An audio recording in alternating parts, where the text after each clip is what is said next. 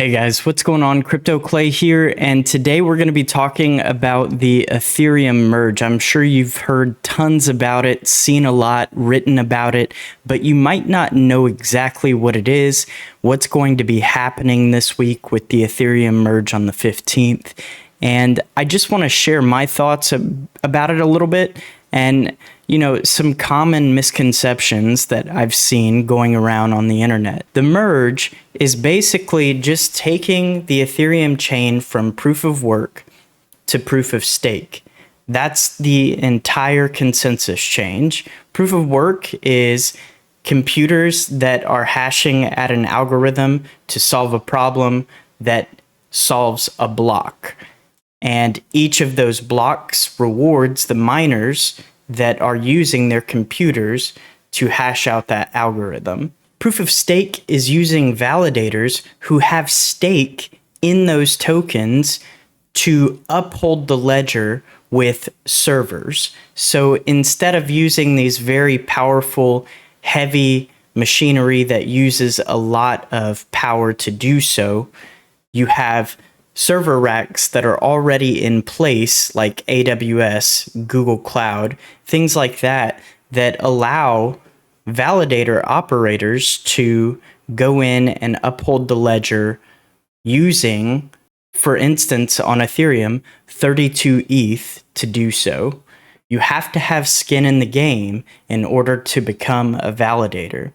So let's talk a little bit about how this transition is going to happen, because many of you may not know, but the beacon chain, which is what Ethereum is going to be moving towards this week, has actually been around for 2 years.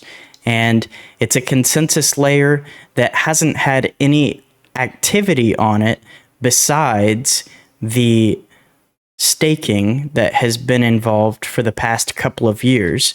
You might have noticed on things like Coinbase that you can go and stake ETH 2.0 on Coinbase. What you were doing was staking with Coinbase on the beacon chain, and that's all you were doing. But this week, we're actually going to be moving to that beacon chain. So we're going to be taking everything that has been posted as transactions on the proof of work network and switch it over to this proof of stake network. If you go on the ethereum.org website, you can read a little bit more about what I just talked about.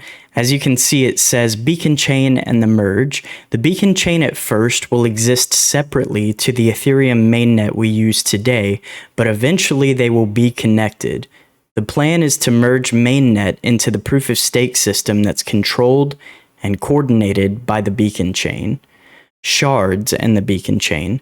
Sharding can only safely enter the Ethereum ecosystem with proof of stake consensus mechanism in place.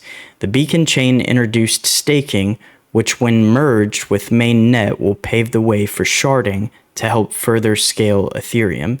Now that's important. I'm not going to go too far in depth about sharding today. I'm going to make a separate video talking about that. But the whole purpose for switching over to proof of stake is so that in the future, we're looking at 2023, we will be able to scale Ethereum at a much more vast rate because of sharding.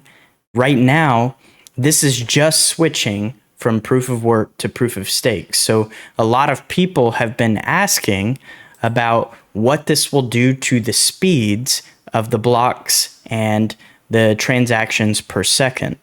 The truth of the matter is that it won't really do much for raising the transactions per second, and block speeds are only going to decrease by about a second.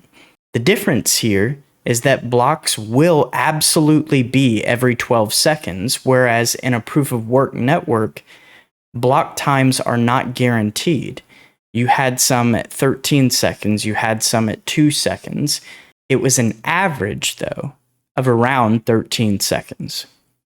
On proof of stake, you will have guaranteed transactions every 12 seconds because of the consensus mechanism. Vitalik Buterin actually made a post about what I was just talking about on Reddit saying that in proof of work, the core problem is that blocks come at random times. If the average block time is 13 seconds, that means that there is a 1/13th chance that the next two blocks will come within 1 second of each other.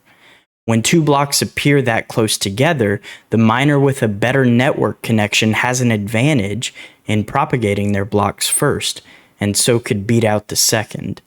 This effect is tolerable within 13-second block times, especially with uncle rewards reducing the economic penalty of having your block appear slightly too late.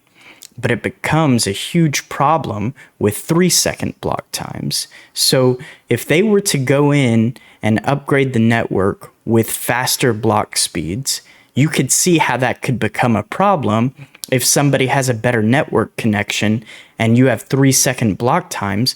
The person with the better network connection could be winning out every single block.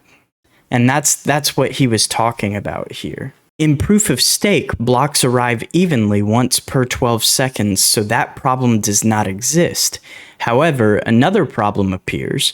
Our version of proof of stake attempts to give blocks a very high level of confirmation after even one slot, and this requires thousands of signatures per slot to get included in the next slot. This process incurs latency and takes time. The time is more like logarithmic than linear, so cutting the slot time in half and doing 45-50 signatures per slot would not work, as each new shorter slot would still take almost as long. But aggregating that many signatures is still a big deal and requires multiple rounds of network communication. This process probably could be done safely in 6 seconds or even a bit less, but the problem is that at that point, quite a few signatures would not get included on-chain on time, and the rewards would once again start to really favor highly centralized actors. The current 12 seconds is conservative and gives us a good buffer against such risks. So as you can see, if they were to try and lower that from 12 seconds on the proof of stake network, there could be that potential of somebody with a really good internet connection beating out all other validators on the network. And the problem with that is that it doesn't make it very decentralized. It becomes very centralized at that point. So somebody that goes out and spends a ton of money on an incredible server rack and with an incredible network connection can always beat out somebody on a network that has this type of consensus mechanism with a low finality speed because of latency problems that we experience around the world. There you have it as far as what proof of stake is. I want to talk a little bit about what this will usher in for Ethereum in the next year or two. As you can see, this isn't going to have much of an effect on people that use the chain on a day-to-day basis. That means that transactions will still cost around the same amount that they do today. However, later on in the future, they'll be introducing sharding, which will drastically reduce transaction costs and also usher in a very high throughput of many times transactions per second. But until that time, all this is doing is paving the way to get to that endpoint of where they want to be with sharding. I've seen a lot of people online say that this is going to solve everything. Hypothetically speaking, in a couple of years, yes, this merge that we're doing this week is going to solve all of the issues that we currently have with Ethereum, but we're just not quite there yet. I wanted to squash some of those rumors that I've been seeing online. I wanted to explain exactly what the Ethereum Merge is because I've seen a lot of people mistake what this actually is. The last thing that I want to share with you guys is that by adding proof of stake mechanism to the chain, you'll now be able to go in and stake some of your Ethereum to earn an APR on that. I think currently it's sitting at about 3.6% if you just want to delegate to somebody else to stake for you.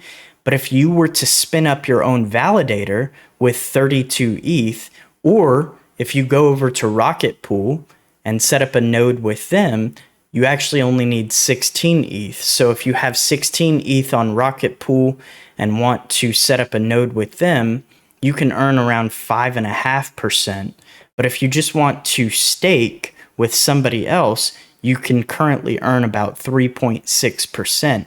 And that might not sound like a lot, but instead of putting your money into a savings account in a bank that owns 0.1% APR each year for you, then you could put it into Ethereum, an asset that has the potential to continue going up in value as the market grows, all while earning an APR on it. It's a good deal in my eyes. That's not financial advice. I'm not trying to shill it to anybody out there. In my mind, it seems a lot better than holding your money in a savings account. Now, could it go down by 99%? Yes, it could. There's always that potential. And the crypto market is very volatile. So please be careful out there, guys. I really hope you enjoyed today's video. If you did, please hit that like button. It really helps me out. And if you haven't already subscribed, because 88% of you haven't, please do so. It really helps my channel grow and get my name out there, because I would love to spread more education. Thanks for watching, guys. I really appreciate it. That's going to be all. Crypto Clay out.